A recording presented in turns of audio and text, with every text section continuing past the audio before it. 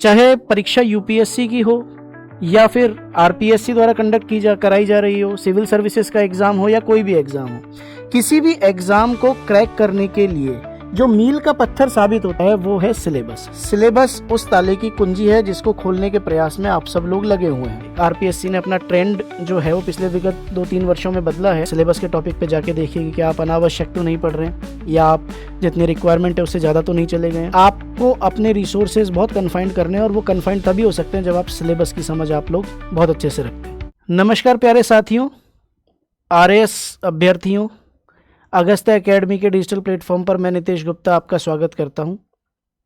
और आज के वीडियो में हम जानेंगे कि आरएएस भर्ती परीक्षा, जिसके बारे में हमने कल पहले भी वीडियो में विस्तृत चर्चा की थी।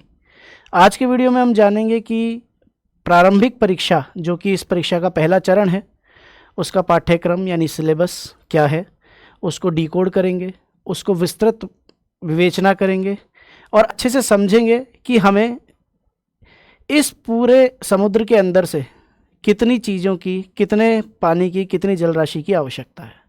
तो आइए हम आगे बढ़ते हैं और सिलेबस डिस्कशन के ऊपर हम काम करेंगे आज।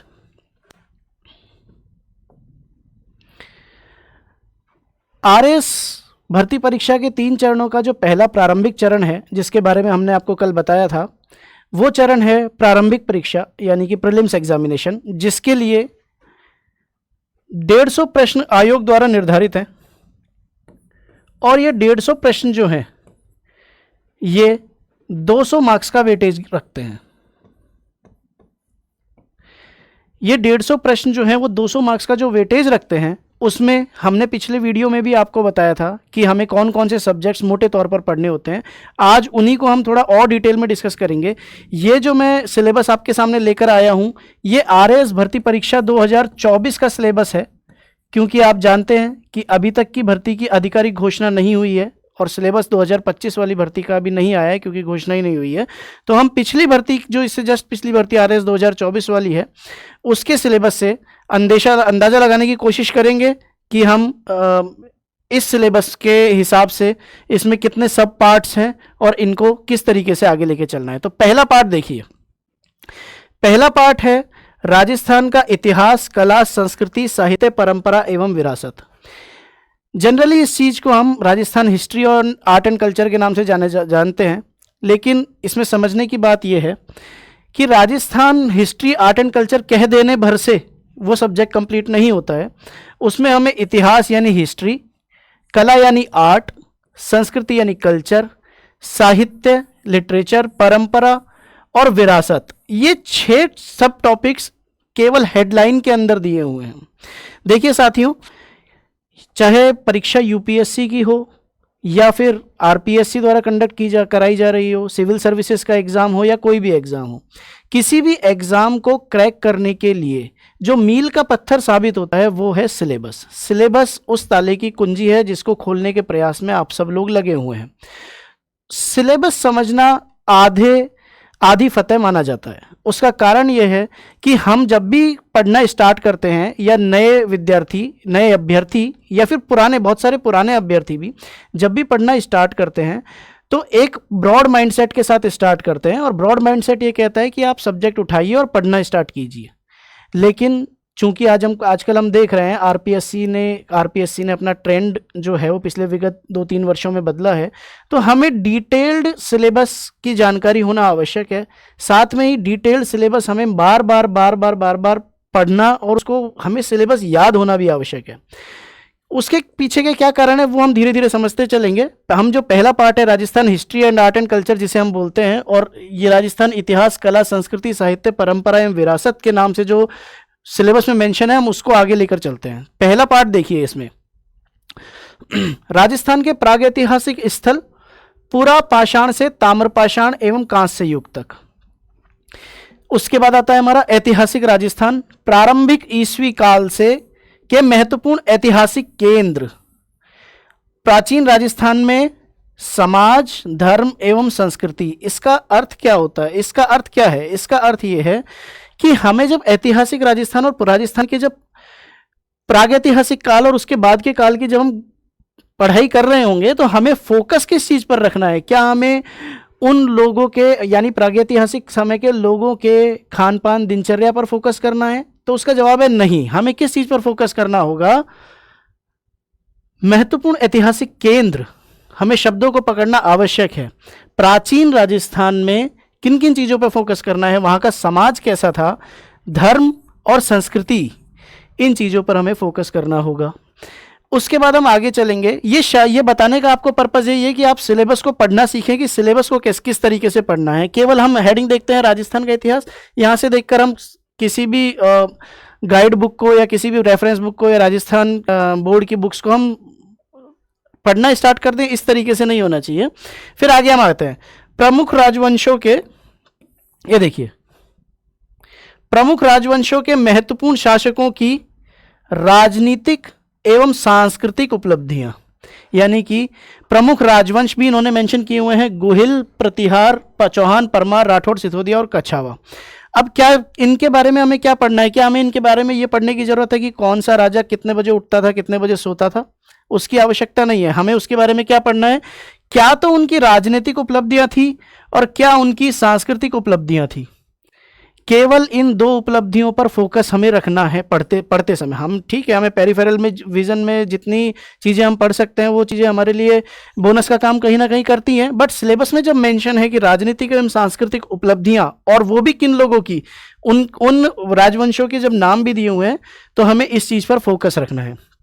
आगे आइए, ये हुआ हमारा प्राचीन राजस्थान। अब मध्यकालीन राजस्थान की जब हम बात करते हैं, इसमें मध्यकालीन राजस्थान का भी पार्ट आता है।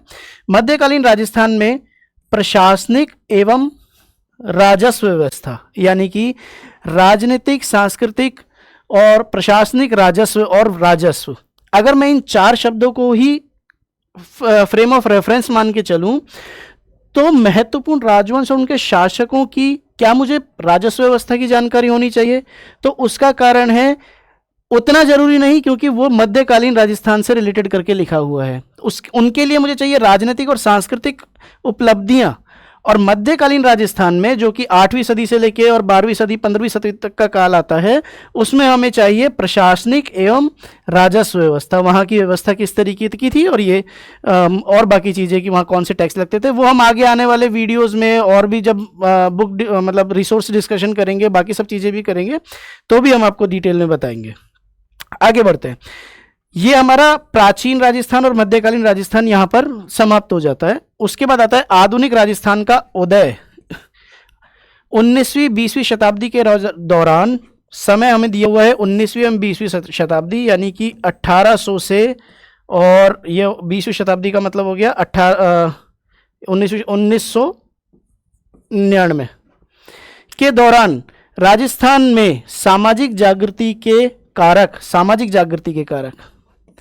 इस दौरान जो सामाजिक जागृति राजस्थान में आई है, उसके क्या क्या कारक थे? वो कारक कोई घटना भी हो सकती है, वो कारक कोई व्यक्ति भी हो सकते हैं, वो कारक कोई धर्म भी हो सकता है, वो कारक कोई चेतना भी हो सकती है, वो कोई भी कारक हो सकते हैं। हमें इस बात पर फोकस रखना है।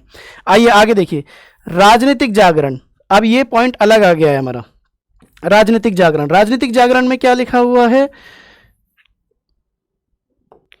समाचार पत्रों एवं राजनीतिक संस्थाओं की भूमिका, समाचार पत्रों की और राजनीतिक संस्थाओं की भूमिका किस सेंस में? राजनीतिक जागरण करने के सेंस में।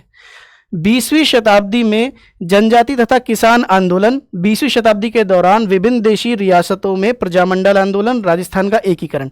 अब 20वीं शताब्दी की जब बात आती है, तो 20वीं शताब्दी में क्या क्या पूछा गया है हमसे, क्या क्या दिया गया है हमको? जनजाति आंदोलन, किसान आंदोलन, कब के? 20वीं शताब्दी के। उसके बाद 20वीं शताब्दी के दौरान विभिन्न देशी रियासतों में प्रजामंडल आंदोलन और राजस्थान का एकीकरण, ये एक अलग से हमें टॉपिक दिया हुआ है। इसके बाद हम आधुनिक राजस्थान यहां पर खत्म हो जाता है। इसके बाद हम आगे चलते हैं। आगे देखिए, आगे का टॉपिक आता है राजस्थान की वास्तु परंपरा। अब यहां पर आपका जो कल्चर वाला पार्ट है, जिसे हम कल्चर वाला पार्ट कहते हैं, वो स्टार्ट हो जाता है। राजस्थान की वास्तु परंपरा में क्या क्या टॉपिक हमें पढ़ने हैं? मंदिर, किले, महल, मानव निर्मित जलीय संरचनाएं, ये देखिए मानव निर्मित जलीय संरचनाएं, और यहाँ पर ये मानव निर्मित जलीय संरचना, ये टॉपिक देखिए यहाँ खत्म हो जाता है, क्योंकि यहाँ पर एक सेमीकोलन लगा हुआ है। सेमीकोलन का मतलब होता है कि जहाँ से ये चीज़ शुरू हुई है वो चीज़ अब यहाँ पर ख़त्म हो गई है। अब इसके बाद ये दूसरी चीज़ शुरू होगी। वो दूसरी चीज़ जो स्टार्ट हो रही है वो क्या है? चित्रकला की विभिन्न शैलियाँ और हस्तशिल्प। अब देखिए, राजस्थान की वास्तु परंपरा में हमें कितनी चीज़ें पढ़नी है? मंदिर, किले, महल और मानव निर्मित जलीय संरचनाएं, जो भी टाँके, बावड़ी, जो भी चीज़ें होती थी, झीलें वगैरह जो बनती थी, वो सब चीज़ें हम इसमें पढ़ेंगे। फिर आते हैं प्रदर्शन कला के ऊपर, परफॉर्मिंग आर्ट्स, शास्त्रीय संगीत एवं शास्त्रीय नृत्य। ये देखिए सेमीकोलन, सेमीकोलन को आपको अच्छे से सिलेबस के पूरे सिलेबस पढ़ते टाइम सेमीकोलन का विशेष ध्यान रखना है और कॉमा का विशेष ध्यान रखना है, क्योंकि सेमीकोलन ये इस चीज़ को इंगित करता है कि सेमीकोलन से पहले जो लिखा गया है वो या तो किसी नए पॉइंट से शुरू हुआ है, वो यहाँ तक कंप्लीट हो चुका है, या फिर किसी दूसरे सेमीकोलन के बाद का पार्ट है, वो एक अंतराल प्रदर्शित करने के लिए काम आता है। तो प्रदर्शन कला में क्या है? शास्त्रीय संगीत एवं शास्त्रीय नृत्य, लोक संगीत एवं लोक वाद्य, लोक नृत्य एवं लोक नाट्य। तो ये हमारा परफॉर्मिंग आर्ट्स का सिलेबस हो जाता है, जिसमें म्यूजिक, डांस, जिसमें फोक आर्ट, फोक इंस्ट्रूमेंट्स और फोक डांस, फोक थिएटर, ये सब चीज़ें हमारे इस सेगमेंट के अंतर्गत आती हैं। भाषा एवं साहित्य, राजस्थानी भाषा की बोलियाँ, भाषा के ऊपर केवल एक चीज़ है बोलियां और दूसरी चीज़ है भाषा का साहित्य एवं लोक साहित्य। यानी कि भाषा पढ़ते वक्त, राजस्थानी भाषा पढ़ते वक्त हमें फोकस रखना है राजस्थानी बोलियों पर, और हमें फोकस किस चीज़ पर रखना है? राजस्थानी साहित्य और लोक साहित्य के ऊपर। अब इसके बाद हम आगे बढ़ते हैं। धार्मिक जीवन, जब धार्मिक जीवन की हम बात करते हैं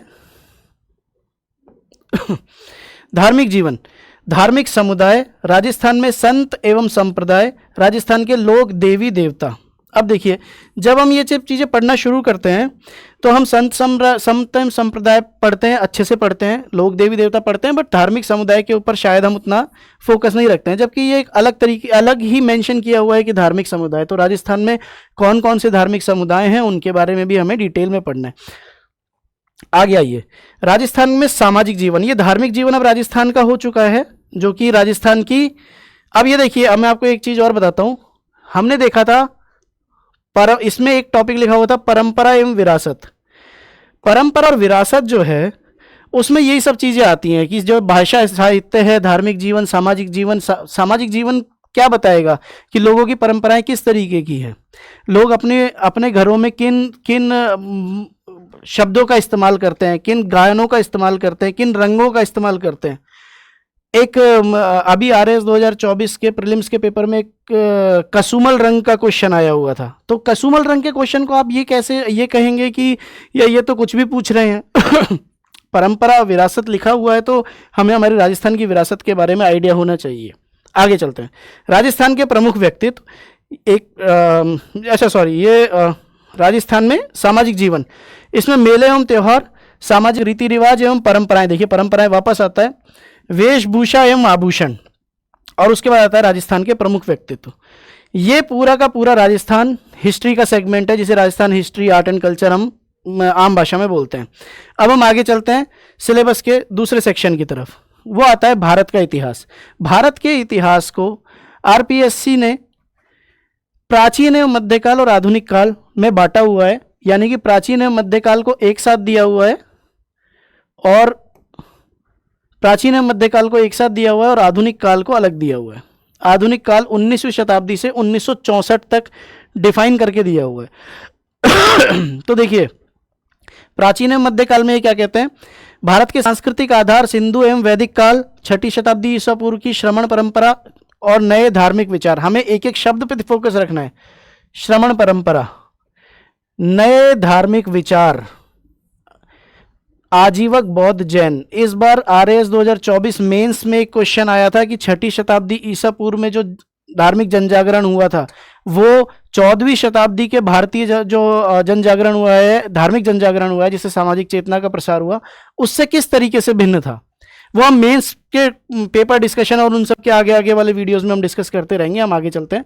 प्रमुख राजवंशों के महत्वपूर्ण शासकों की उपलब्धियां, मौर्य, कुषाण, सातवाहन, गुप्त, चालुक्य, पल्लव एवं चोल।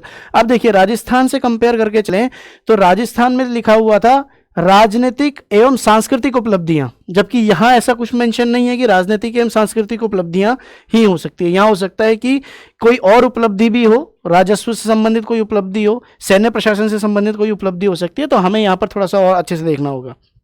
आगे आइए, प्राचीन भारत में कला एवं वास्तु, प्राचीन भारत में भाषा एवं साहित्य का विकास, संस्कृत, प्राकृत, तमिल। यहां प्राचीन ग्रंथ नहीं बोले गए हैं, प्राचीन भारत में भाषा एवं साहित्य का विकास बोला गया है, यानी वो स्टार्ट कैसे हुआ और धीरे धीरे डेवलप होते हुए किस तरह से गया। आप इसमें एक चीज समझने का प्रयास कीजिए कि क्या मैं अगर मैं ये लिखता हूं कि प्राचीन भारत में भाषा एवं साहित्य और ये चीज नहीं मेंशन है, तो इसका मतलब है कि मुझे प्राचीन भारत की भाषा और साहित्य के बारे में पूरी चीजें मालूम होनी चाहिए। लेकिन उन्होंने बहुत अच्छे से डिफाइन कर दिया कि इसका विकास, यानी कि इन भाषाओं का विकास कैसे हुआ, इन भाषाओं की शुरुआत कैसे हुई, फिर धीरे धीरे ये भाषाएं अपने ज़ेनिथ तक किस तरीके से पहुंची, उनके ज़ेनिथ का काल क्या था, किस किस ने उसमें पार्टिसिपेट किया, कौन कौन से राइटर्स थे, कौन कौन से ग्रंथ लिखे गए, यही सब चीज़ें विकास के अंतर्गत आती हैं। आगे चलते हैं। सल्तनत काल, प्रमुख सल्तनत शासकों की उपलब्धियां, फिर से केवल उपलब्धियां शब्द है। विजयनगर की सांस्कृतिक उपलब्धि, ये देखिए विजयनगर की सांस्कृतिक उपलब्धियां, ये प्रीलिम्स के सिलेबस में अलग से मेंशन है और 2024 के प्रीलिम्स में और शायद 2023 के प्रीलिम्स में भी इसके ऊपर और कृष्णदेव राय के ऊपर और अमुक माल्यद ग्रंथ के ऊपर सेपरेट अलग क्वेश्चन आया था। कि वो आने का रीजन क्या है? वो आने का रीजन है कि हमने यहाँ सामने सामने लिखा हुआ है कि विजयनगर की सांस्कृतिक उपलब्धियां। अब अगर विजयनगर पढ़ते टाइम आप देवराय सेकंड ने कौन सा युद्ध किया, किससे युद्ध किया, उस पर ज्यादा फोकस करते हैं और सांस्कृतिक उपलब्धियों पर उतना फोकस नहीं करते हैं, तो ये हमारी एक गलती होगी, क्योंकि यहां पर हमें क्लियरली मेंशन है कि विजयनगर साम्राज्य की सांस्कृतिक उपलब्धियां लिखा हुआ है। आगे चलते हैं। मुगल काल, राजनीतिक चुनौतियां, मुगल काल राजनीतिक चुनौतियां एवं सुलह। मुगल काल की उपलब्धियां नहीं लिखी हुई है, हमें पेरिफेरल विजन में पढ़नी है वो सारी चीजें, ठीक है। मुगल काल की उपलब्धियां अभी तक नहीं लिखी हुई है, नीचे हम और देखेंगे क्या लिखा हुआ है। राजनीतिक चुनौतियां, मुगल काल में राजनीतिक चुनौतियां क्या क्या थी, एवं सुलह, सुलह मतलब सुलह, संधि, आगे अपने राज्य का विस्तार किस तरीके से किया, क्या क्या उन्होंने संधियां की या क्या क्या मेथड्स और अपनाए, किन किन के साथ, अफगान, राजपूत, दक्कनी राज्य और मराठा। आगे बढ़ते हैं। अब यहां तक हमारा हिस्ट्री वाला सेक्शन जो है उसको हम एक बार कंप्लीट मान लेते हैं, प्राचीन और मध्यकाल का। और उसके बाद आता है मध्यकाल में कला एवं वास्तु, चित्रकला एवं संगीत का विकास। तो वापस वही सारे शब्द आ जाते हैं हमारे पास, कला एवं वास्तु, चित्रकला एवं संगीत का विकास। भक्ति तथा सूफी आंदोलन का धार्मिक एवं साहित्यिक योगदान। अब मुझे आप एक चीज बताइए कि अगर मैं कहता हूं कि भक्ति और सूफी, जिसे हम आम भाषा में भक्ति सूफी बोलते हैं, कि भक्ति सूफी पढ़ना है, भक्ति तथा सूफी आंदोलन का धार्मिक और साहित्यिक योगदान, ना तो इसमें विकास पूछा है, वो आंदोलन कैसे बढ़ा, क्यों हुआ, कुछ नहीं, उसका योगदान क्या था, किस चीज में, उस धार्मिक और साहित्यिक क्षेत्र में उनका योगदान क्या था। धार्मिक क्षेत्र में क्या योगदान रहा होगा, उसने सामाजिक चेतना भी आगे जाके फैलाई होगी। साहित्यिक क्षेत्र में यह है कि धार्मिक आंदोलन, भक्ति आंदोलन, सूफी आंदोलन, जो संत थे रहे थे, उन लोगों ने बहुत से ग्रंथ लिखे होंगे जो लोगों को बहुत आगे जाकर इंस्पायर किए होंगे, तो उन सब चीज़ों के बारे में पढ़ना है। मॉडर्न हिस्ट्री, आधुनिक काल प्रारंभिक 19वीं शताब्दी से 1964 तक का, 1964 टाइमलाइन फिक्स कर दी गई है। आधुनिक भारत का विकास एवं राष्ट्रवाद का उदय, बौद्धिक जागरण, प्रेस, पश्चिमी शिक्षा, 19वीं शताब्दी के दौरान सामाजिक धार्मिक सुधार आंदोलन। तो 19वीं सदी के दौरान के सुधार आंदोलन, वो भी कौन से, सामाजिक धार्मिक। विभिन्न नेता एवं संस्थाएं, एक एक टॉपिक जो है वो अपने आप में संपूर्ण है, हर नंबर का प्री मेंस सबके हिसाब से क्वेश्चन बनाने के लिए।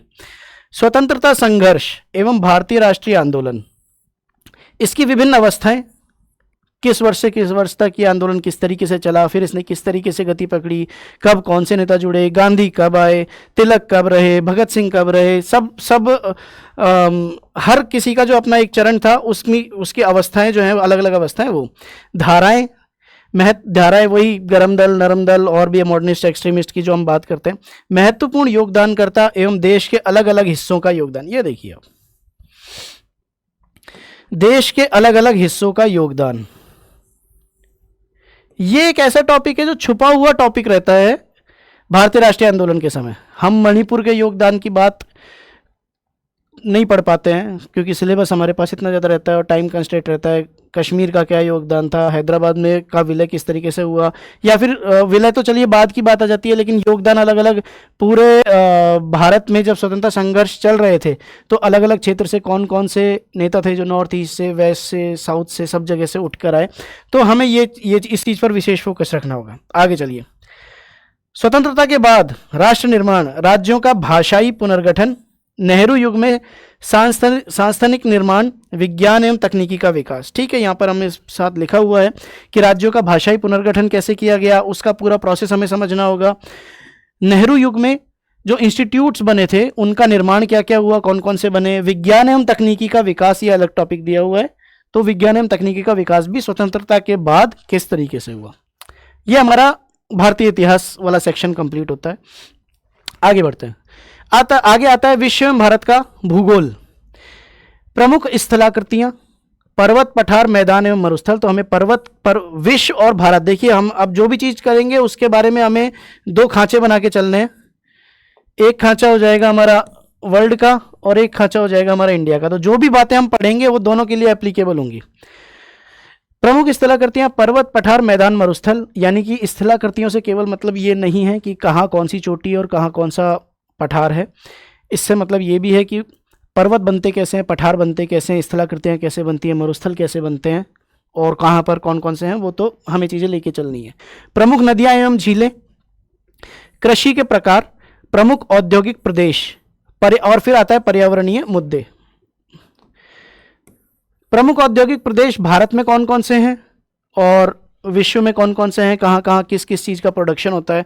और वो चीज़ें पहले वाले पॉइंट से निकल कर आती हैं कि ज्योग्राफी जो है वो किसी भी देश की, किसी भी राज्य की इकोनॉमी को डिफाइन करती है, उसको दिशा प्रदान करती है कि कहीं पर अगर ज्योग्राफिकली कंडीशंस ऐसी हैं कि वहाँ कोयला ज़्यादा होगा तो वहाँ पर फिर औद्योगिकीकरण जो है वो ज़्यादा होने की संभावनाएं हो जाती हैं। उसके लिए हम आगे देखेंगे। ये आ जाता है हमारा एनवायरनमेंट से संबंधित टॉपिक। मरुस्थलीकरण, डेजर्टिफिकेशन आ जाता है, वनोन्मूलन, जलवायु परिवर्तन एवं ग्लोबल वार्मिंग और ओजोन अवक्षय। 5 टॉपिक हमारे यहाँ दिए हुए हैं। 5 टॉपिक्स को हमें डिटेल में पढ़ना है। 5 टॉपिक्स के बारे में हम एक बार पूरा पढ़ने के बाद जलवायु परिवर्तन जो है, अब जैसे जलवायु परिवर्तन है तो जलवायु परिवर्तन ने तो शब्द दे दिया है जलवायु परिवर्तन, बट इसका दायरा काफ़ी बड़ा हो जाता है। आगे बढ़ते हैं। अभी हम केवल सिलेबस डिस्कशन कर रहे हैं कि सिलेबस में हमें पढ़ना क्या है और सिलेबस को पढ़ना किस तरीके से चाहिए, बाकी हम आगे देखेंगे। भारत का भूगोल सेम चीज़ें आ जाती हैं। देखिए अब इसमें एक चीज़ देखिए, एक चीज़ नोटिस करने वाली है। अभी हमने जो 2 खांचे बनाए थे, विश्व वाले खांचे में क्या था, पर्वत, पठार, मैदान एवं मरुस्थल, जबकि भारत वाले में देखिए पर्वत, पठार एवं मैदान, मरुस्थल वाला सेगमेंट नहीं है। तो क्या मरुस्थल छोड़ देना चाहिए? इसके हिसाब से छोड़ देना चाहिए, लेकिन आगे मरुस्थल से संबंधित बहुत सारी चीज़ें, हम थार में रहते हैं और राजस्थान में रहकर अगर हम मरुस्थल छोड़ेंगे तो वो चीज़ ठीक भी नहीं है। आगे बढ़ते हैं। मानसून तंत्र एवं वर्षा का वितरण, ये यहाँ पर नहीं था। तो मानसून तंत्र एवं वर्षा का वितरण हमें किसके संदर्भ में पढ़ना है? केवल भारत के संदर्भ में, प्री के लिए हम बात कर रहे हैं केवल। प्रमुख नदियां एवं झीलें सिमिलर है। प्रमुख फसलें, यहाँ कृषि के प्रकार है और यहाँ पर प्रमुख फसलें हैं, वो भी फसलों के नाम भी दे रखे हैं, गेहूं, चावल, कपास, गन्ना, चाय एवं कॉफ़ी। इनके बारे में हमें डिटेल में पढ़ लेना है। गेहूं क्या कंडीशन में होता है, कहाँ किस राज्य में ज़्यादा होता है, क्या क्या कंडीशंस हैं, कितने दिन का पानी चाहिए, कितना सूखा चाहिए, कितना टेम्परेचर चाहिए, कितनी नमी चाहिए, वही सब चीज़ें इसमें आती हैं। कौन कौन से राज्य लीडिंग है, कौन कौन से राज्य लैगिंग है, क्या मानसून कंडीशन होनी चाहिए, वो सब चीज़ें इसमें आएंगी। तो वो हम ऊपर से नीचे तक जब हम पढ़ते हुए आएंगे तो सिलेबस डिजाइंड इस तरीके से कि अगर आप पहले मानसून तंत्र नहीं पढ़ेंगे तब तक आप फसलों के बारे में नहीं जान पाएंगे। जब तक आप नदियां और झीलें नहीं पढ़ेंगे तब तक आपको नहीं पता चलेगा कि गन्ने के लिए कितना पानी चाहिए और चावल के लिए कितना पानी चाहिए। जब तक हम पर्वत और पठार नहीं पढ़ लेंगे तब तक हमें पता नहीं चलेगा कि मानसून किस तरीके से आता है। तो ये सब चीज़ें जिस ऑर्डर में व्यवस्थित है, ये बहुत शानदार ऑर्डर है। आगे चलते हैं हम।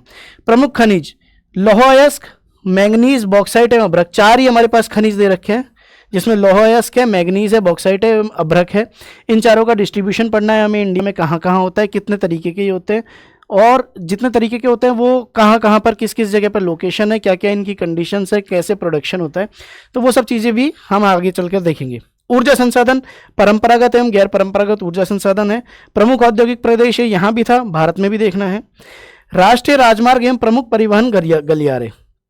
अब ये भी एक टॉपिक, छोटा सा टॉपिक है जिसको कि ज्योग्राफी के अंदर ही कंसीडर किया जाता है, बिकॉज जब औद्योगिक क्षेत्र आ गए, फसलें आ गई, तो उन फसलों का ट्रांसपोर्टेशन और जो रूटीन ट्रांसपोर्टेशन लोगों का है तो वो किस तरीके से चलेगा, तो उसके लिए प्रमुख परिवहन गलियारों की आवश्यकता होती है। चलिए हम आगे चलते हैं।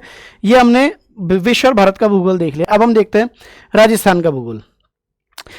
मरुस्थल के बारे में जब हम बात कर रहे थे तो ये था कि क्या मरुस्थल को छोड़ दे रहा है उसमें भारत के भूगोल पढ़ते टाइम, तो यहाँ आ चुका है, ये पूरा मरुस्थल आ चुका है आपका। देखिए प्रमुख भू आकृति राजस्थान की बात कर रहे हैं हम, एवं उनकी विशेषताएं, अलग अलग भू आकृति कौन सी हैं और उनकी क्या विशेषताएं हैं। जलवायु कैसी है, जलवायु की क्या विशेषताएं हैं, जलवायु को कितने खंडों में बांटा गया है, किसने कितने वर्गीकरण दिए हैं, किसने क्या विशेषताएं बताई है, वो सब हम इस सेक्शन के अंतर्गत पढ़ेंगे। आगे चलते हैं। प्रमुख नदियां एवं झीलें, प्राकृतिक वनस्पति एवं मृदा। प्रमुख फसलों में वही फसलें आ जाती हैं, एक दो फसलें इसमें उधर ज़्यादा है इधर कम है, गेहूं, मक्का, जौ, कपास, गन्ना एवं बाजरा जो यहाँ के लिए अलग फसल है। प्रमुख सिंचाई परियोजनाएं एवं जल संरक्षण तकनीकें। हमारे यहाँ जल कम है तो जल संरक्षण पे फोकस हमारा हमेशा ज़्यादा रहता है, तो जल संरक्षण की तकनीकें जो हैं वो एक अलग से टॉपिक मेंशन किया हुआ है। जनसंख्या, अब ये देखिए ये जनसंख्या वाला जो टॉपिक है ये अभी दो वृद्धि, घनत्व, साक्षरता, लिंगानुपात एवं प्रमुख जनजातियाँ, ये जो ये वाला टॉपिक है 2011 की जनगणना के अनुसार जनरली क्वेश्चन बनते हैं। कुछ क्वेश्चन इसमें ऊपर नीचे कंसेप्चुअल भी बन जाते हैं डेफिनेशंस बेस पर, तो ये एक छोटा टॉपिक आता है। फिर आता है खनिज, धात्विक एवं अधात्विक खनिज के बारे में यहाँ दे रखा है। और जबकि हमने पीछे देखा था तो भारत के खनिजों में 4 खनिज मेंशन किए हुए थे, जबकि राजस्थान के खनिजों की बात करेंगे तो इन्होंने 2 जो कैटेगराइजेशन, जो ब्रॉड कैटेगराइजेशन होता है उसी में दिया हुआ है, तो हमें सारे खनिज इसमें देखने होंगे। फिर ऊर्जा संसाधन, जैव विविधता एवं संरक्षण पर ये हमारा वापस एनवायरनमेंट से संबंधित टॉपिक आता है, यानी कि हमें एनवायरनमेंट का वेटेज देने की आवश्यकता है और एनवायरनमेंट पे हमें वेटेज देना होगा। हम 2 जगह देख चुके हैं एनवायरनमेंट का। पर्यटन स्थल एवं परिपथ, पर्यटन स्थल कौन कौन से हैं, तो वो हमारे राजस्थान के भूगोल से संबंधित रहता है। आगे का सेक्शन देखते हैं हम, पॉलिटी। पॉलिटी में देखिए भारतीय संविधान, सबसे पहले राजनीतिक व्यवस्था एवं शासन प्रणाली, यानी 3 चीज़ों पे हमें फोकस रखना है। एक तो संविधान के ऊपर, एक राजनीतिक व्यवस्था क्या है उसके ऊपर, और एक शासन प्रणाली के ऊपर। कैसे रखना है वो नीचे बताया हुआ है। भारतीय संविधान में क्या दिया हुआ है, दार्शनिक तत्व, फिलोसॉफिकल एलिमेंट्स, संविधान सभा, भारतीय संविधान की विशेषताएं और संवैधानिक संशोधन। अब ये देखिए संवैधानिक संशोधन जो है वो एक्सप्लिसिटली मेंशन्ड है सिलेबस में, तो इसका मतलब है कि ये ऐसी टर्म इंडियन पॉलिटी के संदर्भ में संवैधानिक संशोधन जब मेंशन है तो संवैधानिक संशोधन हमारे टिप्स पर होने चाहिए सारे। उद्देशिका, मूल अधिकार, राज्य के राजनीति के निदेशक तत्व या मूल कर्तव्य, यहाँ पर हमको रोक दिया जाता है। बस यहाँ ये जो दार्शनिक तत्व हैं उसके अंतर्गत ये चीज़ें आती हैं। आगे देखिए राजनीतिक व्यवस्था भारतीय संविधान में हो गया। अब आते हैं राजनीतिक व्यवस्था, अब ये वाला पॉइंट आ जाता है। तो इसमें राष्ट्रपति, प्रधानमंत्री, मंत्रिपरिषद, संसद, फिर ये तो संसद तक आ गया, फिर उसके बाद कोर्ट्स आ गए, जुडिशरी, उच्चतम न्यायालय, न्यायिक पुनरावलोकन, ये वाला एक टॉपिक हो गया। फिर उसके बाद आता है भारत निर्वाचन आयोग। अब आती हैं संस्थाएं और आयोग निर्वाचन आयोग, इलेक्शन कमीशन, नियंत्रण निगम महालेखा परीक्षक, कैग, नीति आयोग, केंद्रीय सतर्कता आयोग, सीवीसी, लोकपाल, केंद्रीय सूचना आयोग एवं राष्ट्रीय मानवाधिकार। 7 आयोग हमारे पास मेंशन है। तो इन 7 आयोग के बारे में, इनकी संरचना क्या है, इसमें नियुक्ति कैसे होती है, हटाया कैसे जाता है, एलिजिबिलिटी क्या है, वो सब चीज़ें हम इनके बारे में भी आगे चल के पढ़ेंगे। तो ये सब चीज़ें हमें याद होनी चाहिए। फिर आता है, देखिए फिर आता है कंसेप्चुअल चीज़। ये क्या, फिर आता है कंसेप्चुअल संघवाद, फेडरलिज्म, भारत में लोकतांत्रिक राजनीति और गठबंधन सरकारें एवं राष्ट्रीय एकीकरण। ये अलग अलग छोटे छोटे टॉपिक है, पढ़ना चाहें तो छोटे हैं, पर वैसे डिटेलिंग जब डिटेल में जाते हैं तो इनके आधार पर, इन टॉपिक्स के आधार पर पॉलिटी टिकी हुई होती है। तो फिर हम आगे बढ़ते हैं। ये हमारा एक्चुअली जो है ये शासन प्रणाली से संबंधित चीज़ें आ जाती हैं। अब आते हैं हम राजस्थान के ऊपर। राजस्थान की जो पॉलिटी है उसमें राजस्थान की राजनीतिक व्यवस्था, राज्यपाल, मुख्यमंत्री। देखिए, राजस्थान की राजनीतिक एवं प्रशासनिक व्यवस्था, राजस्थान में दो चीजें हैं, शासन और प्रशासन, राजनीतिक व्यवस्था और प्रशासनिक व्यवस्था, उन चीज़ों पे फोकस रखना है। बिकॉज जो फिलोसॉफिकल एलिमेंट्स हैं वो हम भारत की पॉलिटी में देख चुके हैं, जो मूल कर्तव्य, डीपीएसपीज और फेडरलिज्म, ये सब चीज़ें जो फिलोसॉफिकल एलिमेंट्स हैं वो हम ऊपर देख चुके हैं। तो अब हमारे पास बचता क्या है? हमारे पास वही बचता है जो ऊपर बाकी इसको हटाने के बाद बचा था, राजनीतिक व्यवस्था और प्रशासनिक व्यवस्था, एडमिनिस्ट्रेटिव सिस्टम। तो राजनीतिक व्यवस्था में क्या आएगा? राज्यपाल, मुख्यमंत्री, मंत्रिपरिषद, विधानसभा और हाई कोर्ट्स, उच्च न्यायालय। प्रशासनिक व्यवस्था में जिला प्रशासन, स्थानीय स्वशासन एवं पंचायती राज संस्थाएं। फिर आएगा हमारा संस्थाएं, कुछ संस्थाएं हमें अलग से मेंशन की हुई हैं, राजस्थान लोक सेवा आयोग, आरपीएससी, मानवाधिकार आयोग, लोकायुक्त, राज्य निर्वाचन आयोग और राज्य सूचना आयोग। यानी 1 2 3 4 5 संस्थाएं ऐसी हैं जो हमको अलग से मेंशन की हुई है, 7 संस्थाएं ऊपर और 5 संस्थाएं नीचे यहाँ पर। फिर आता है लोक नीति एवं अधिकार, लोक नीति, विधिक अधिकार यानी विधिक अधिकार और नागरिक अधिकार पत्र यानी सिटीजन चार्टर। ये वो टॉपिक है जो जनरली हम लास्ट तक आते आते इतना एग्जॉस्ट हो चुके होते हैं पढ़ पढ़ के कि इन टॉपिक्स को छोड़ दिया जाता है। बट ये टॉपिक्स जो हैं वो किसी भी टाइम पर आपका परफॉर्मेंस डिसाइडर हो सकते हैं, तो हमें इन चीज़ों पर भी फोकस रखना है। आगे बढ़ते हैं। आर्थिक अवधारणा एवं भारतीय अर्थव्यवस्था। अब देखिए, जो हम इकोनॉमी की बात करते हैं, इकोनॉमी में आर्थिक अवधारणाएं, पॉस्टुलेट्स, इकोनॉमिक पॉस्टुलेट्स यानी कि कॉन्सेप्ट्स क्या हैं, अर्थशास्त्र के कॉन्सेप्ट्स क्या हैं उनके बारे में, और भारतीय अर्थव्यवस्था किसका प्रारूप क्या है उसके बारे में हमें बात करनी है। 2 सेक्शंस में ये पूरा सिलेबस बांटा हुआ है। हम देखते हैं किस तरीके से। अर्थशास्त्र की मूलभूत अवधारणाएं, बजट निर्माण, बैंकिंग, लोकवित्त, वस्तु एवं सेवा कर, राष्ट्रीय आय, समृद्धि एवं विकास का आधारभूत ज्ञान यानी बेसिक्स, बजट कैसे बनता है, बैंकिंग कैसे होगी, सब चीज़ें जो हैं उनके बेसिक्स हमें पता होने चाहिए। यहाँ बेसिक्स साफ साफ मेंशन है। हम केवल ये कहें कि इकोनॉमिक में आपको कॉन्सेप्ट्स की आवश्यकता नहीं है, तो यहाँ वो चीज़ गलत हो जाती है, बिकॉज यहाँ पे एक्सप्लिसिटली मेंशन किया हुआ है। आगे आइए, लेखांकन, लेखांकन की अवधारणा, उपकरण एवं प्रशासन में उपयोग, स्टॉक एक्सचेंज एवं शेयर बाजार, राजकोषीय एवं मौद्रिक नीतियाँ, सब्सिडी, लोक वितरण प्रणाली, ई कॉमर्स, मुद्रास्फीति, अवधारणा प्रभाव एवं नियंत्रण। यानी कि जो ये वाला ऊपर वाला जो पोर्शन है, ये पोर्शन जो है ये कॉन्सेप्चुअल पोर्शन है। इसके कॉन्सेप्ट्स क्लियर होंगे तब फिर हम आगे इस वाले सेक्शन की तरफ बढ़ेंगे। तो इसके कॉन्सेप्ट्स जो हैं, एक एक टॉपिक को, स्टॉक एक्सचेंज क्या है, शेयर बाजार क्या है, राजकोषीय नीति क्या है, मौद्रिक नीतियाँ क्या हैं, ये इनको इम्पैक्ट करने वाले फैक्टर्स क्या क्या हो सकते हैं, क्या क्या कारक है जिनकी वजह से इनमें चेंज होता है। और फिर आगे आते हैं आर्थिक विकास एवं आयोजन।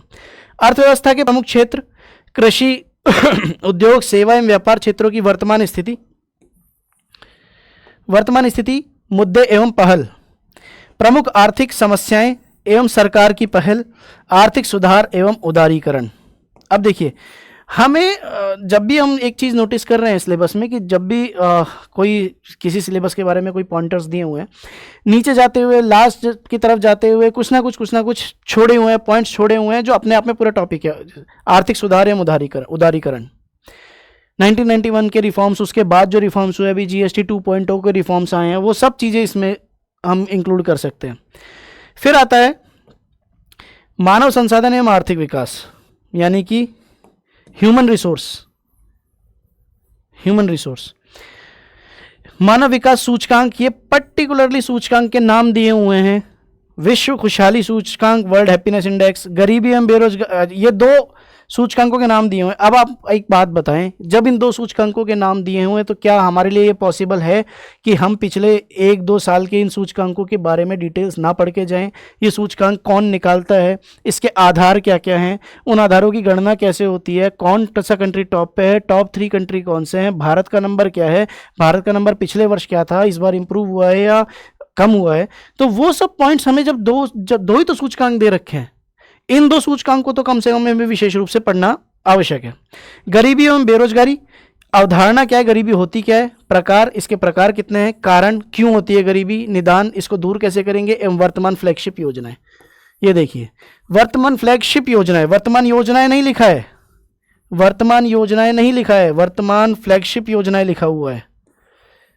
सरकार की वे योजनाएं जो इंपॉर्टेंट है, फ्लैगशिप योजनाएं जिनको सरकार घोषित करती है, उनके बारे में हमें अच्छे से पता होना आवश्यक है, क्योंकि इन्होंने मेंशन किया हुआ है कि आपको पता होना चाहिए। आगे आते हैं, सामाजिक न्याय एवं अधिकारिता, कमजोर वर्गों के लिए प्रावधान अलग से मेंशन किया हुआ है। तो हमें देखना है कमजोर वर्ग, जिनको हम कमजोर वर्ग की श्रेणी में सरकार द्वारा रखा जाता है, तो उन लोगों के लिए क्या क्या प्रावधान किए गए हैं। आगे बढ़ते हैं, अब आते हैं हम राजस्थान की अर्थव्यवस्था पे। अर्थव्यवस्था का वृहद परिदृश्य, ब्रॉड व्यू, यानी कि राजस्थान की अर्थव्यवस्था अगर हम ब्रॉडली देखें तो क्या है, कितना हमारी जीडीपी है, कितना हम एक्सपोर्ट करते हैं, क्या हमारे इंडेक्सेस हैं, कौन से हमारे गुड्स हैं जो ज़्यादा एक्सपोर्ट होते हैं, हम क्या इंपोर्ट करते हैं, किस कंट्री को एक्सपोर्ट करते हैं। तो ब्रॉड व्यू, वृहद परिदृश्य में हमें जानना जरूरी है। कृषि, उद्योग एवं सेवा क्षेत्र के प्रमुख मुद्दे क्या क्या हैं तीनों क्षेत्रों के मुद्दे, यानी कृषि क्षेत्र के, उद्योग क्षेत्र के और सेवा क्षेत्र के मुद्दे क्या क्या हैं। समृद्धि, विकास एवं आयोजना, आधारभूत संरचना एवं संसाधन, प्रमुख विकास परियोजनाएं। और देखिए इसके बाद राजस्थान सरकार की प्रमुख कल्याणकारी योजनाएं। अब देखिए ये कॉलन है, सेमी कॉलन नहीं है। कॉलन का मतलब है कि आगे लिखा गई चीज इसके अंतर्गत ही है, यानी कि राजस्थान सरकार, राज्य सरकार की प्रमुख कल्याणकारी योजनाएं। अब इसको इस तरीके से पढ़िए, किन के लिए, अनुसूचित जाति, अनुसूचित जनजाति, ऑब्लिक यानी इनके लिए भी, पिछड़ा वर्ग, अल्पसंख्यक। अब आ जाता है कॉमा, यानी कि इसके बाद निशक्तजन, निराश्रित, महिला, बच्चे, वृद्धजन, कृषक, श्रमिकों के लिए। तो यानी कि इन सब के लिए क्या चीज में देखनी है, हमें क्या चीज पढ़नी है, प्रमुख कल्याणकारी योजनाएं, हर ऐसी योजना जिससे इनका कल्याण होता हो। और उसमें विशेष क्या आ जाता है, हमने पिछले स्लाइड में देखा था, फ्लैगशिप योजनाएं। अगर कोई फ्लैगशिप योजना है और ऐसी है जो इनसे इस पूरे संवर्ग से जुड़ी हुई है, तो वो हमारे लिए और ज्यादा महत्वपूर्ण हो जाती है। आगे बढ़ते हैं, साइंस एंड टेक्नोलॉजी, यानी साइंस अलग पढ़ना है और टेक्नोलॉजी अलग पढ़नी है। तो उसके लिए क्या क्या है, दैनिक जीवन में विज्ञान के मूलभूत तत्व। दैनिक जीवन में विज्ञान, ये हम एनसीईआरटीज में इनमें पढ़ते हैं, वो हम आपको रिसोर्स लिस्ट अलग से बताएंगे। तो दैनिक जीवन में विज्ञान का क्या महत्व है, उसके तत्व कौन कौन से हैं, कंप्यूटर, सूचना एवं संचार प्रौद्योगिकी, इंफॉर्मेशन टेक्नोलॉजी, रक्षा प्रौद्योगिकी, अंतरिक्ष प्रौद्योगिकी एवं उपग्रह। तो यानी कि उपग्रह अलग से मेंशन किया हुआ है, वो ना रक्षा प्रौद्योगिकी में, ना संचार प्रौद्योगिकी में, ना अंतरिक्ष प्रौद्योगिकी में, ये तीनों का कंबाइंड में आ सकता है, बट फिर भी इसको अलग से मेंशन किया हुआ है, यानी कि इसकी इंपॉर्टेंस थोड़ी बढ़ जाती है। नैनो टेक्नोलॉजी, नैनो प्रौद्योगिकी, बायोटेक्नोलॉजी, जैव प्रौद्योगिकी एवं आनुवांशिक अभियांत्रिकी, जेनेटिक्स इंजीनियरिंग, यानी कि इन टॉपिक्स को जब ये अच्छे से मेंशन है तो हमें इन पे अलग विशेष ध्यान देने की जरूरत है। आहार एवं पोषण, रक्त समूह एवं आरएच कारक, स्वास्थ्य देखभाल, संक्रामक, असंक्रामक एवं पशुजन्य रोग के बारे में आ जाता है। अब देखिए, वापस देखिए, पर्यावरणीय एवं पारिस्थितिकीय परिवर्तन एवं इनके प्रभाव। तीसरी बार प्रीलिम्स के सिलेबस में एनवायरनमेंट के टॉपिक्स का मेंशन है। एनवायरनमेंट को हम ज्योग्राफी से अलग करके नहीं चल सकते हैं। ये साइंस में दिया हुआ है, बट ये अपना उसका पार्ट है, एनवायरनमेंट का पार्ट है। पर्यावरण एवं पारिस्थितिकीय परिवर्तन और इनके प्रभाव। जैव विविधता दूसरी बार आया है। प्राकृतिक संसाधनों का संरक्षण एवं संधारणीय विकास, कृषि विज्ञान, उद्यान विज्ञान, वानिकी, पशुपालन, राजस्थान के विशेष संदर्भ में विज्ञान एवं प्रौद्योगिकी विकास, और ये भी राजस्थान के विशेष संदर्भ में, यानी कि कृषि विज्ञान, उद्यान विज्ञान, वानिकी, पशुपालन जो हैं वो राजस्थान के संदर्भ में हमें ध्यान रखना है, और विज्ञान एवं प्रौद्योगिकी का विकास भी राजस्थान के विशेष संदर्भ में विशेष रूप से लिखा हुआ है, तो हमें इस पर भी विशेष फोकस करने की आवश्यकता है। चलिए आगे बढ़ते हैं। फिर आता है हमारे पास तार्किक विवेचन एवं मानसिक योग्यता, यानी कि रीजनिंग और मेंटल एबिलिटी, और तार्किक दक्षता। इसमें देखिए, इसमें एक पहला पॉइंट है तार्किक दक्षता, दूसरा है मानसिक योग्यता, और तीसरा पॉइंट, चलिए पहले इन दो को डिस्कस करते हैं। निगमनात्मक, आगमनात्मक और अपवर्तनात्मक, इसमें कथन एवं मान्यताओं से संबंधित क्वेश्चन, कथन एवं तर्क से संबंधित क्वेश्चन, कथन एवं निष्कर्ष से संबंधित क्वेश्चन। बहुत सारे स्टूडेंट, जिनमें मैं भी शामिल हुआ करता था, इन तीनों पॉइंट्स को लेकर कंफ्यूज रहते थे और इन तीनों को एक तरीके से ही पढ़ लेते थे। बट ये तीनों चीज़ें देखिए, कथन में मान्यताओं में क्या है, कथन एवं तर्क और कथन एवं निष्कर्ष, तीनों अलग अलग तरीके के टॉपिक है। और चौथा कथन कार्यवाही भी एक अलग तरीके का टॉपिक है। तो जब चारों चीज़ें हमें अलग अलग मेंशन की हुई हैं तो हमें अलग अलग फोकस करने की आवश्यकता है। तो उसके लिए जो है वो हमारे सर बैठे हुए हैं, वो आपको बहुत अच्छे से ये सब चीज़ें क्लियर करा देंगे। आगे बढ़ते हैं। तो आगे आता है विश्लेषणात्मक तर्क क्षमता, रीजनिंग एबिलिटी कह सकते हैं इसको, एनालिटिकल एबिलिटी कह सकते हैं, ज़्यादा बेटर रहेगा। फिर आती है मानसिक योग्यता, संख्या अक्षर का अनुक्रम, कूट वाचन यानी कोडिंग डिकोडिंग, इस शब्द को इस तरीके से लिखा गया है तो उस शब्द को किस तरीके से लिखा जाएगा, संबंधों से संबंधित समस्याएं, दिशा ज्ञान परीक्षण, तार्किक वेन आरेख, वेन डायग्राम जो होता है वेन आरेख, दर्पण, पानी प्रतिबिंब, आकार और उनके उपविभाजन। तो ये सब चीज़ें हमारे रीजनिंग के टॉपिक जो हैं उसको कवर करती हैं। इसका कितना वेटेज होता है, कितना क्या होता है, वो हम रिसोर्स के लिए हम एक अलग से जब लेकर आएंगे वीडियो तो उसमें हम आपको ये भी बताएंगे कि इस सेगमेंट का या हर सेगमेंट का लगभग कितना वेटेज है और पिछले कुछ सालों में कितना कितना वेटेज रखा जा रहा है। अब हम आगे चलते हैं। आधारभूत संख्यात्मक दक्षता, यानी कि ये न्यूमेरिकल एबिलिटी से, बेसिक न्यूमेरिकल एबिलिटी से हम संबंधित कर सकते हैं इसको। अनुपात, समानुपात एवं साझा, प्रतिशत, साधारण चक्रवृद्धि ब्याज, समतली चित्रों के परिमाप एवं क्षेत्र, आंकड़ों का विश्लेषण, सारणी, दंडारेख, रेखीय आलेख, पाई चार्ट, 10वीं तक की जो हमने मैथ्स पढ़ी है जनरली वही है। इसके अलावा बस ये कि प्रायिकता है, शायद प्रायिकता भी अब तो 10वीं तक की मैथमेटिक्स में शामिल हो गया है इनिशियल लेवल पर, बट प्रायिकता पहले 11वीं 12वीं में आता था। बाकी तो मेनली 10वीं तक जो हमने गणित पढ़ी है उससे संबंधित चीज़ें ही आती हैं। आगे बढ़ते हैं। समसामयिक घटनाएं, ये देखिए ये एक बहुत इंपॉर्टेंट है, पॉइंट है, बिल्कुल छोटा सा लास्ट में ऐसा दे रखा है लेकिन ये टॉपिक कितना इंपॉर्टेंट है उसकी यहाँ पे देखिए। अभी राजस्थान भारतीय एवं अंतर्राष्ट्रीय महत्व की प्रमुख समसामयिक घटनाएं मुद्दे, ये जी पूरा करंट अफेयर्स कवर हो गया है इस एक लाइन में, जिसमें राजस्थान का, इंडिया का और इंटरनेशनल पूरा करंट अफेयर्स कवर हो गया है। वर्तमान में चर्चित व्यक्ति, स्थान एवं संस्थाएं, खेल एवं खेलकूद संबंधी गतिविधियां, स्पोर्ट्स एंड योगा केवल आपके मेंस के सिलेबस में नहीं है, प्रीलिम्स के सिलेबस में भी हमें उस चीज़ का भी ध्यान रखना है। तो ये वाला सेक्शन जो है ये बेसिकली करंट अफेयर्स का सेक्शन हमारे पास हो जाता है। तो ये हमारा लगभग पूरा प्रीलिम्स का सिलेबस डिस्कशन हमने किया है। और इसके साथ ही हम ये बताना चाह रहे हैं कि सिलेबस को पढ़ना कैसे है, सिलेबस में कॉमा, कॉलन, सेमीकोलन, पूर्ण विराम की क्या महत्वता है, और आपको सिलेबस पढ़ना कितना ज़रूरी है, सिलेबस को एक एक शब्द पे ध्यान देना, एक एक शब्द पे फोकस रखना कितना ज़रूरी है। सिलेबस हमारे दिमाग में छपा हुआ होना चाहिए। सिलेबस आप जहाँ भी बैठें, वहाँ जिस भी अपनी टेबल पर बैठें वहाँ हमेशा सिलेबस अपने साथ रखें। सिलेबस साथ रखने से आप जो भी टॉपिक पढ़ते हैं उससे संबंधित सिलेबस के टॉपिक पे जाके देखिए कि क्या आप अनावश्यक तो नहीं पढ़ रहे हैं या आप जितनी रिक्वायरमेंट है उससे ज़्यादा तो नहीं चले गए हैं। सिलेबस साथियों सफलता की कुंजी है, क्योंकि सिलेबस सही से ना समझ पाने की वजह से बहुत सारे लोग इतनी चीज़ें पढ़ जाते हैं। हमें बहुत कन्फाइंड चीज़ें रखनी है, हमें रिसोर्सेज जितना मिनिमम हो सके उतना रखने हैं। और रिसोर्सेज मिनिमम, क्योंकि रिसोर्सेज की मार्केट में बाढ़ आई हुई है। आप जहाँ जाएंगे, जिस दुकान पर जाएंगे, वहाँ पर आपको रिसोर्सेज की पूरी दुकानें मिलेंगी। लेकिन हमें आपको अपने रिसोर्सेज बहुत कन्फाइंड करने हैं, और वो कन्फाइंड तभी हो सकते हैं जब आप सिलेबस की समझ आप लोग बहुत अच्छे से रखते हैं।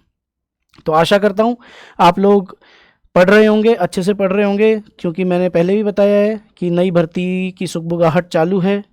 भर्ती परीक्षा कभी भी का नोटिफिकेशन कभी भी जारी हो सकता है। तो हम सब लोग आपके साथ इस जर्नी में जुड़े रहेंगे। तब तक के लिए आप पढ़ते रहिए। धन्यवाद।